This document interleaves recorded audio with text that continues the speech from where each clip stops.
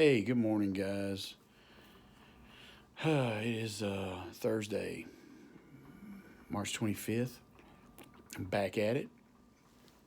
Um, I actually already shot a video today. I wasn't real proud of it. I felt like I'm just so fatigued.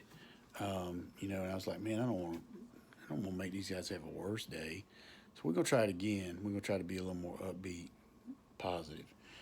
So I want to let you guys know. I told you about one thing that I do sometimes when I try to drop a pin because I get sidetracked and I can't get back. So if I drop a pin, sometimes for some reason that helps me remember what I can get back to. So also, I'm logging thoughts throughout the day in my captain's log so that I can come back and talk to y'all about those things, rather than just be winging it all day. I know y'all already bored with me. Man, I don't know what day we on, but we got a bunch of them in the books. So let's go to the captain's log. I know I always start off with praises. So, of course, we are better together, and we need to make today count. So I told y'all I was going to have that talk with Valerie. She running. It ain't coming Friday. But I got to give her a pass. Her husband has to work Friday. Oh, man. In my other video, I was drinking water, and I didn't have to slurp it. So I had been give a shout out to Kimberly that I was going to be slurpless. But today, my slurpage is back. But I want to talk about the chemo yesterday. Day one, as anticipated, it's a bear. Got through everything okay, got home, I was nauseated, I was fatigued, and I had many, many headaches throughout the night. I did not sleep a total of probably an hour, maybe. But when I came in here this morning, I shared all that with them. And they was like, yeah, that sounds about right. Probably expect some more of that for about 2-3 days. So day one chemo, I only got 5 more of those to go after that, and after today, 5 more. Anyway, today is so technically I asked her about it because at first they told me 1 day of chemo and then 1 day of antibodies, whatever. But then today they're all like, "Yep, day 2 of chemo." So I asked them about it. So it is still a biohazard chemical, so it is still considered under the chemotherapy regimen. So they got to suit up to do it, but it does help me fight off, build antibodies to fight it off. But it's just a chemo drug. It does it. So I got some clarity on that. Praise for that. And also, a lot of guys got a lot of good stuff done yesterday. We got here, Leah was not able to come back because of COVID. They won't let anybody in here but the patient. So Leah had to go find something to do. She'd been working on getting her tags for her car for right at a year. But because of COVID, it all just stopped. Same thing with my trailer. We've been working on my trailer title for over a year. But anyway, both of those things got knocked off the list yesterday. Boom, boom. She got her oil change, a couple other things. I acquired me a calendar for yesterday. Leah did not have to buy one because I had bought one a while back and gave it to Katie. And it just so happened Katie got up there yesterday afternoon, which is another praise. My daughter got off work, shot over here fast as she could, spent the night because she wanted to come in with me today and hang out, and she's going to pick me up. I got to have a driver pick me up today because they gave me some pills that may make me sleepy. But anyway, she just brought that one back in. It's brand new, never been wrote in. So got my calendar, so I got to log every day how I feel, what I do, blah, blah, blah. So we got a lot of good stuff done yesterday. I don't know if I said this already, but I was dealing all day. Yes, headaches, nausea, fatigue. Those were the big topics. Also, shout out got a lot of good encouragement. A lot of people still texting, calling, checking in. What's up, brother? How can I pray for you? You're a soldier. I love one. I got to tell you about this one. This is, I guess, a GIF. Dude sent me a picture of a monkey notebook.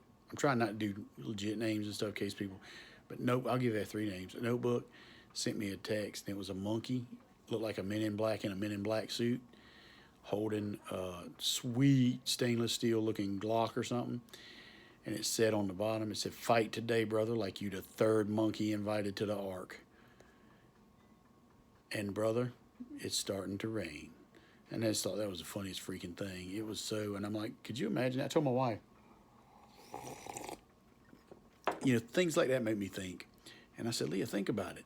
What if we had 3 Benjis? What if I had 3 Great Pyrenees that I love to death? And then God's like, Noah, pick 2 favorite dogs and go. I'd have been like, well, what do you do at that point? I'm like, Lee, we need to get them on there, dude. But it's just kind of funny. I mean, that would be something that would be interesting, an interesting concept. I know God commanded him to bring them on 2 animals or whatever, but anyway, so fight like the third monkey invited to the ark because it's starting to rain. 2 days ago, I went somewhere in the truck, got in, I told you guys I have not turned radio in the house, nothing since my last day at work.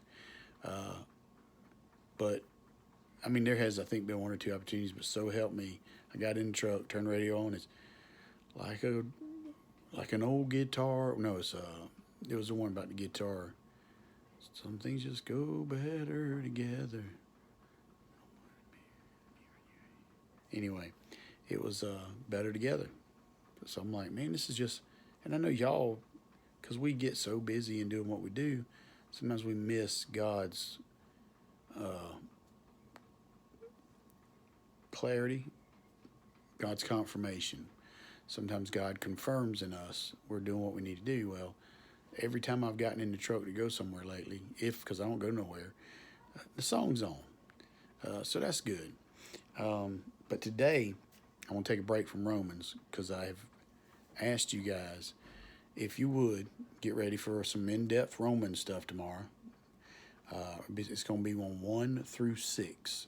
I've already been reading them all week individually, but we're going to dig in tomorrow. We'll see how that goes. But today, because one of the encouraging things I got yesterday was my sister in Christ has been on it. And she always has. She's one of these people. And her and my wife are so much alike. And if I remember this story right, there's a story in the Bible where Jesus comes to their house, and Mary and this other chick, I don't remember her name, one stops and listens to every word Jesus is saying, and the other one is just constantly waiting on people, cleaning the house, straightening up, being busy. And the girl calls her out. She's like, Lord, Mary ain't paying you no attention. You need to do something about that. And he's like, well, no, basically, you're where you need to be, and she's where she needs to be. But anyway, this is one of those kind of women. Her and my wife both.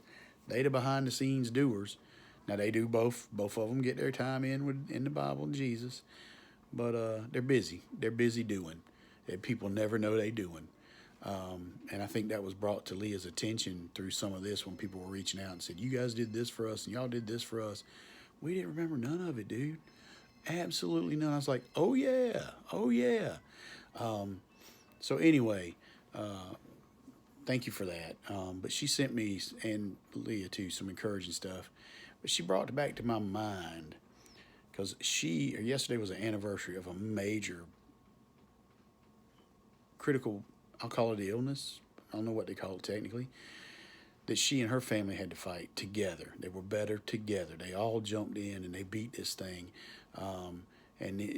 He's got a story to tell, but I'm not going to get too deep into it. But long story short, he's a young man and he had a serious issue. And she was telling me about how he got up on stage at church and he was sharing his testimony a little bit, going through that. And they came, she said some of their stuff came out of Joshua 6. She said, you might ought to check it out. And in a nutshell, so the Israelites have been given some promised land. And God said, it's yours. I just need you to get from here to there. It's all yours. Go through Jericho, wipe out that city, and he wanted it wiped out. He even went so far as to say he was going to curse the man that tried to build back that city by taking his firstborn. And if he ever tried to put walls back up, he'd take his youngest too. So I'd love to see if there's a way to figure out, because I guarantee you some knucklehead come along and try to do both those things and lost his firstborn and his youngest. But anyway, so he's got these troops, and they're getting ready to do this thing. And Joshua calls them all, gets platoon, fall in. All right, guys, here's the plan. Tomorrow we're going to get up real early. I'm going to have the Ark of the Covenant, some soldiers, some priests with some horns. We're going to march around the city. Let's say the city's 3-4 miles around. We're going to march around the city. When we get to the end, we're going to blast them horns. We're going to call it a day. We're going to go train. We're going to do other things. We're going to do that for 6 days, right? That's all we're going to do. And remember, and while he said, this is what God's telling me to do. They're like, what? God's telling you for us to march around the city and don't do nothing but blow the horn? Well, wait a minute. Day 7, we're going to march around it 7 times. So now that's 3 times 7. That's about 21 miles of marching. I've been there, done that. That ain't no fun. Matter of fact, and this is some of the kind of things that's kind of going on, within this drama. There's little dramas. All the soldiers picking at each other, and Bobby called me a name, and, blah, blah, blah, blah, and you took my drink, and you ate my food. And I remember one time we were doing a long march, and we had to have 2 canteens of water on, and we had to drink. Drill sergeant would stop the platoon. He'd say, in cadence, drink, cap off, take the cap off, hold your canteen out, swig. You'd have to drink it. So anyway, I had put gum in my mouth because at this time I did not know that was a big deal. And I'm marching, I'm in step, everything's good. Dude sees my jaw move. Drill sergeant, you know how they are, round, brown, right there in your face. What is wrong with you? He says, Private, what are you doing in my platoon? No, platoon. What is it? Anyway, what are you doing in my marching platoon? I was like, marching, drill sergeant. He goes, why is your lips moving when you march? I said, well, drill sergeant, I'm talking to you and I'm chewing gum. Platoon, halt. So, no, man, no. That means the other foot's about to drop. So he gets me out in front of everybody. Everybody can see me. They get to start running in place, doing a couple things. Then he starts what they called in the biz, back in basic, he was smoking my dead butt. He didn't use that word butt. I smoke you, private. So he did. He smoked me down. I was doing up downs, roll arounds, 6 inches, push-ups, plank. He smoked me hard. I was used to it, dude. They smoked me hard all the time because I was kind of cracking wise. I was the Jimmy of the group. But at the end of it, I stood up, and he goes, you want to spit that gum out? I said, yeah. He said, put it in your hand. I said, okay. I'm thinking I'm about to toss it in the woods or whatever. He goes, now put it in your pocket. What? Put it in your pocket. Did I not make myself clear? And then he smoked me for about 2 or 3 minutes with the thing in my hand. Then he says, put it in your pocket. And then he gives me a command to, this is his exact words, mush it up. Come again? Mush it up. So I had to mush the gum up in my pocket. I had to cut the pocket out. It was ruined. Then I had to get back in platoon. Rest of the 21 miles, we were probably about 5 in, 6 in. I got to orbit the platoon all the way there and back, which means I ran around the platoon because I was such a bonehead. So anyway, so you got probably like little drama like that going on too, right? It ain't like they just did this thing and it sat all day. But these guys probably not buying into the whole deal. But anyway, he tells them on day 7, we're going to march around the thing 7 days, same stuff going on. When we get to the end, I want it to be absolutely silent, and then I'm going to yell, shout, and y'all going to blow them horns, and y'all going to shout, and then them walls is coming down. Walls is come tumbling down, and the wall come crumbling down. And sure enough, they did it, and it worked. You know why? Because Joshua did exactly what God told him to do. But the takeaway, right, is at that point in time, this family that shared this with me yesterday on their anniversary had walls. Right now, I've got walls. God God's promised land is on the other side of them walls.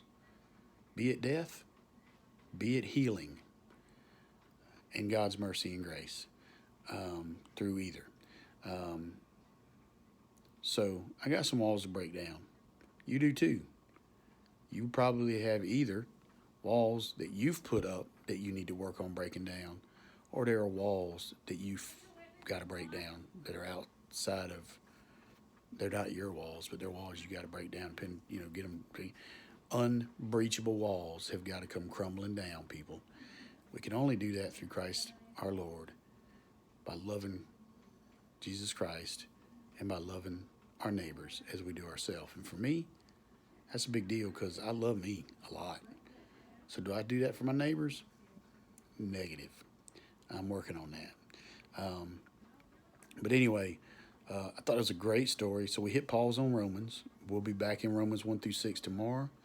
And guys, like I said, you read it for yourself, because I don't know it all. I'm just telling you what I take away from it. And a lot of times what I take away is just a little teeny piece of something and I missed the big picture. But I think at the end of the day on this one, I got the big picture. One part I did leave out, when they went in and take over the city, and they were told to destroy it. They had sent their spies ahead to work with a prostitute in the city. And I just wanted to hit rewind on that and tell you that don't think you're not good enough. I thought that for a long time. When I'd go to church with my wife and I was an atheist, I said, man, that dude up there preaching, he got it together. Them deacons, they got it together. I can't get there. I can never be that guy. I got to crack jokes. I got to be funny. I got to do these things. I can't be these stiff shirts, and I just can't do it. But then I met Pastor Tim Schul. Oh, no, not names. I met Pastor PT, and then I met Brother Si. And then in my F3 workouts, I met another dude, preacher for a big, huge Presbyterian church in Lexington. Probably, I guess, the biggest one in Lexington. It's huge, man. And then we started slinging kettlebells and doing some morning workouts, and his F3 name is GED. And he was an amazing guy. And the thing that I love about all three of these guys, I'm not big into religion. I'm into Jesus Christ. But these guys are real people, man, that you would love to hang out with. And I remember one time Pastor Tim shared with me that sometimes he'd just like to go out on the lake and maybe not be a preacher, because they get burned all the time. And I remember telling him, I said, well, you might have finally met the guy, because me and you can go sit somewhere on the lake, and I promise you I ain't going to say a word, but I'll probably very rarely ever bring up the Bible and this and that. We can just sit there and look at the water and watch them bobbers. But anyway, so those three guys are what really kind of opened the door to my mind that you don't have to have it all together. Just be real, man. Just be real. Be curious. And don't just believe what you're told. If you don't think the Bible's true, get in that sucker.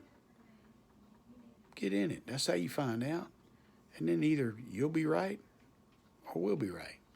Kind of like makes me think about that. I seen a meme a lot of times where this dude's in this chair just kind of kicked back, and it's a table in front of him, like a lemonade stand, and it says, change my mind. Read the Bible. Dig in. Do some research, man. Disprove it. I dare you, because you can't. Many, many people have before you. But anyway, I just wanted to bring that up about Jericho. And then, like I said, God uses us all, prostitutes. So I thought that was interesting. And, I'm kind of sitting here doing my thing. I just got that's coffee, real coffee, because I was dragging a little bit, and she suggested coffee and a blanket and a pillow, because I told her I need to get some work done. But anyway, I also wanted to tell you guys, remember Heroes Never Die? Read the whole book yesterday. I could not put it down. This dude, Chadwick Boseman, was a martyr. He was doing God's work everywhere he went. He was such a breath of fresh air. So, I do a little research into these people. Like when they're better together, I said, I'll see what this guy's about. Look him up. Carolina boy. So immediately he's right there with me. We're good. So Chadwick Boseman, Carolina boy, born and raised in the upstate of South Carolina. Anderson, South Carolina. Went to T.J. Hanna. Isn't that it? It's T.J. Hanna High School.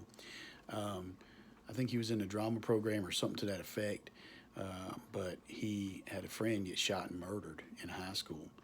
So he wrote a first play or whatever it be, script for that. And that's where he wanted his passion was always directing. And I guess God had a little different plan for him. But he left his mark, man. One of the things he talked about in the book was he wanted to get away from those stereotypical black roles in movies and such where, your mom's got to be a crackhead and you don't have a daddy and you're in gangs and this, that, and the other, whatever it be. So he wanted to get away from that. He wouldn't do those kind of roles. He wanted to show stereotypes of African Americans that were beyond that.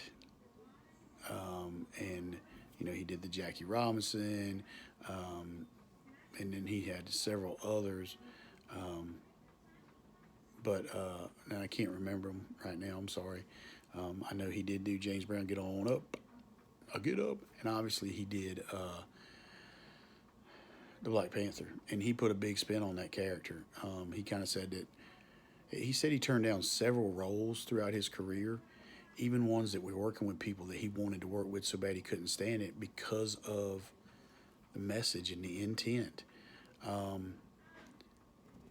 And I think that's one of the reasons he started off on a soap opera, and they told him basically that. They said, okay, so your mama's going to be a crackhead and something with your daddy, and he went back in the trailer and he said, I can't do that. I can't do that role. So they fired him. Michael B. Jordan got that role, by the way. But anyway, and they went to work together later. Become friends and stuff. Anyway, I just want you guys to know that dude is really amazing. The things he stood for. Another Hollywood elite that wouldn't bow to the industry, man. And God saw him through it. And God gave him greatness. And he's one of those guys I mentioned the other day that, and I'll share a quote here with you. One that I love, he says, you have to cherish things in a different way when you know the clock is ticking and you're under pressure. Agreed, brother. I told you about the one he said where he's wanted to stand before God at the end of his life and hope that every bit of talent he had left, he could say, I used everything you gave me. I get it. Agreed. This is one I love because I've always had this conversation with my wife, and I told her, I always see the villain's point of view in the movie. Because most villains are good guys. They're the same guys that we follow in the hero. But the villains typically, and this is what he says, I'll share it with you. But I've always seen like Thanos, even Thanos. I mean, I could see why he was trying to do what he did. He thought he was doing the right thing. And that's admirable unless Chadwick Boseman says the only difference between the hero and the villain is the villain chooses, yes, ma'am. How you feeling? I'm good. Awesome. You coming because of my beeping? Yep. Okay. Thank you very much. Bump you up again. I'm just going to talk to you with my blog because I don't know how to pause things and stuff. That's fine. Doesn't bother me. I'm going to get your Bible signs though. All right.